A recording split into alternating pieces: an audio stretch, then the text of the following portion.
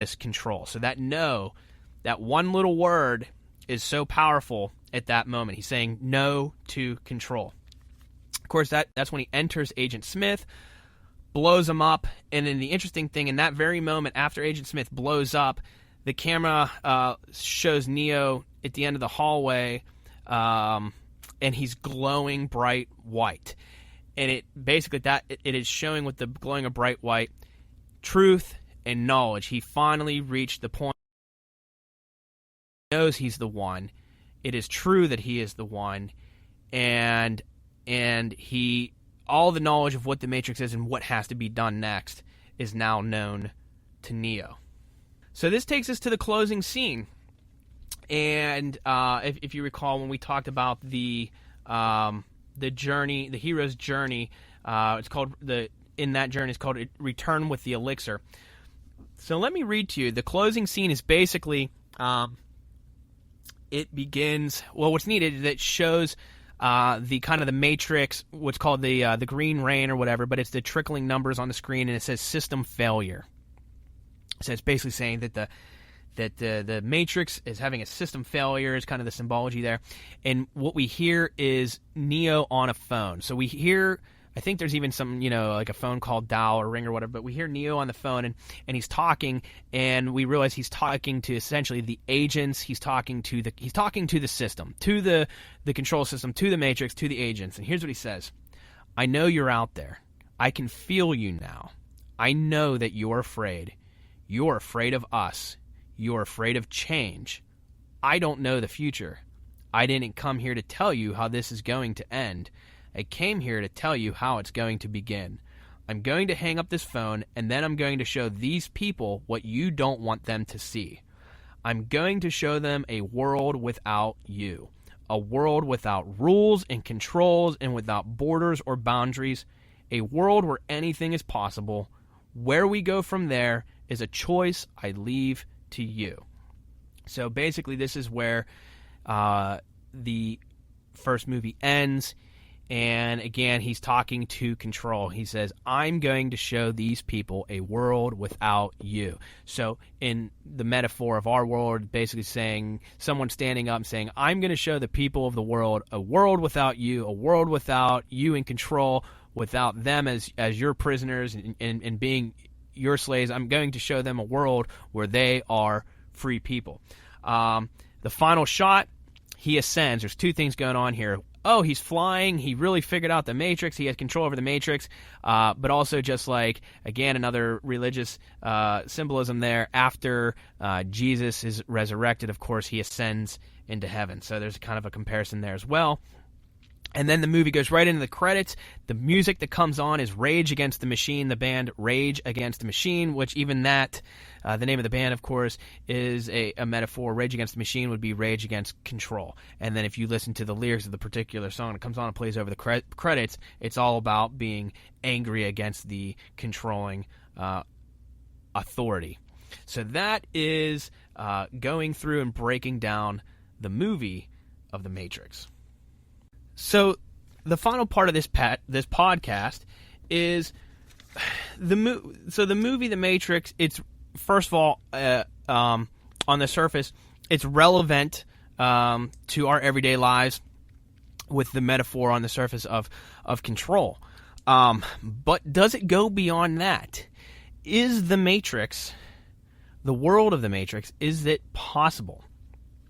Now, what's really interesting is that when I started doing just kind of the background, just kind of looking into rewatching the movies, checking up on some meanings of things and the symbolism and stuff like that, I never had any clue about the stuff that I was about to uncover. So it's kind of like I on my end, I had my own little journey of knowledge and enlightenment. And so I definitely cannot conclude this podcast without sharing some of that information. Now, a lot of it is just incredibly scientific, so I will be very careful not to overstep my non-scientific background, but I'll try my best to explain it in how I understand it and at least bring up the research that is out there, and why it is relevant and what you can take away from it. But everything that I've talked about in this podcast, including this stuff now, will all be referenced. You can go to the podcast page for this at realityfred.com, and all the videos will be there. So if you want to learn more about this, it will all be there. But first I want to start off with, in the book, The Matrix and Philosophy, edited by, again, William Irwin, which is really just a collection of a ton of philosophical essays from different philosophers and professors and things like that. At one point, there are two people that are mentioned, and the idea of a simulated reality, basically a matrix, is not in any way new. And it's probably been around to a degree, I mean, in terms of a computerized reality, since the 70s. And it's only been gaining crazy experiments that are just unbelievable. But so as far as a place to start in getting into this, so I want to mention two names and two theories that came up, and then we'll kind of backtrack and a little bit here. But there's Peter Unger in 1975 wrote a book called Ignorance, and in that book he basically proposed, what if reality was just an elaborate deception stimulated into our brains by an evil scientist who uses a computer to generate electrical impulses to our nervous system and deceive us into thinking that what is around us is real. Sounds a lot like the Matrix, does it not? And it's funny because over several hundred years, like, it's almost just like the modern, Descartes had the evil demon or the deceiving us, and now we get to the point where the evil demon is maybe it's an evil scientist.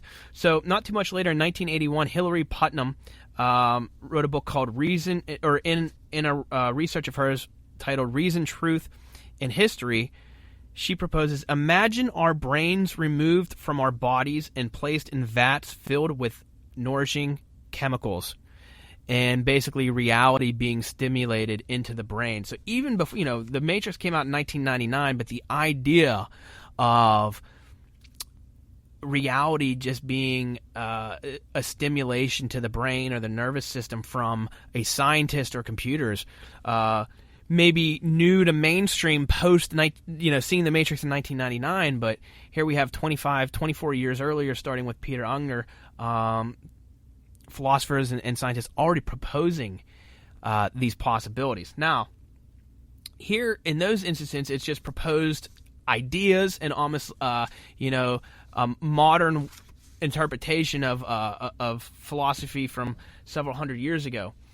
So, but at this point, what I stumbled upon next is I highly recommend for anybody that's potentially interested in learning more about this, the best starting place on Amazon Prime. You can watch it for free. There is a documentary called this Simulation Hypothesis, and it's very well done.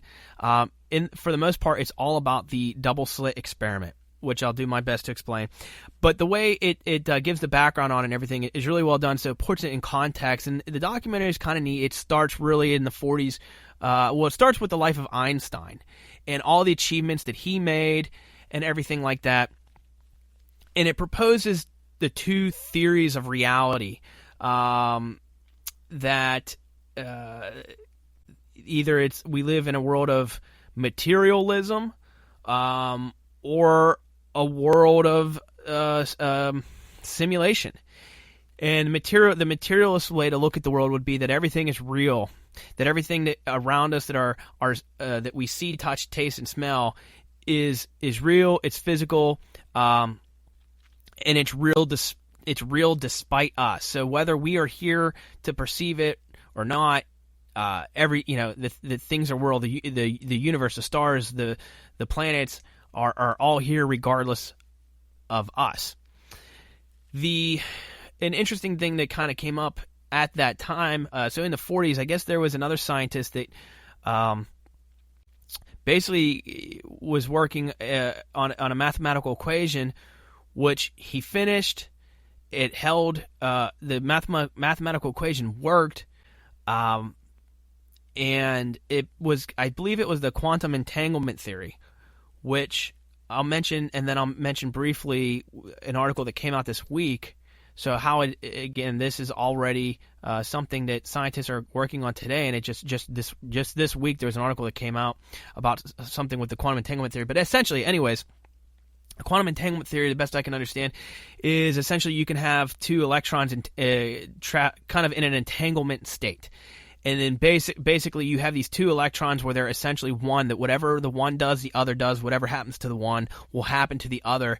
And this will hold true regardless of how much space is in between them. So they even mentioned like one could be here on Earth, one could be on Pluto, and these two electrons will still be entangled together, and so what the one does, the other will do instantaneously.